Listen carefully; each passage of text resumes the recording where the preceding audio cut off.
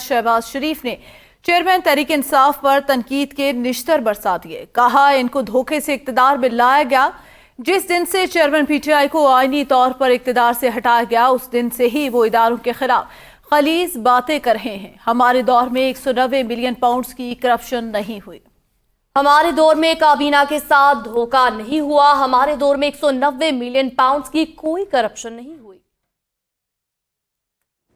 Accountability court के जज दिन रात उनको हाजिरी का हुक्म देते थे बिला नागा कि आप पेश हों अदालत में, और इमरान नियाजी को बाज जज दिन रात उनको जमानतें देते हैं। यह है वो फर्क।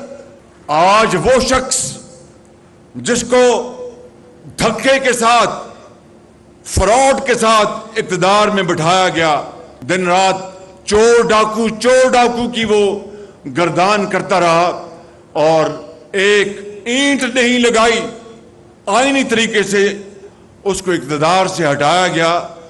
तो उसने उस दिन से लेकर आज तक क्या गलीज तरीन जुबान इस्तेमाल की इदारों के खिलाफ।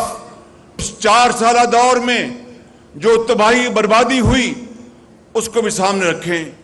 चीनी का स्कैंडल मेरे जमाने में तो नहीं हुआ, गंदम का स्कैंडल मेरे जमाने में तो नहीं हुआ। 190 मिलियन पाउंड 50-60 अरब बनते हैं, वो हमारे जमाने में तो नहीं हुआ। काबीना से धोखा किया गया, वो नवाज शरीफ के जमाने में तो नहीं हुआ।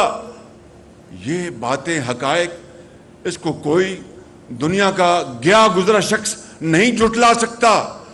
इन्हीं हकायक के ऊपर आपने फैसला करना है और फिर जो भी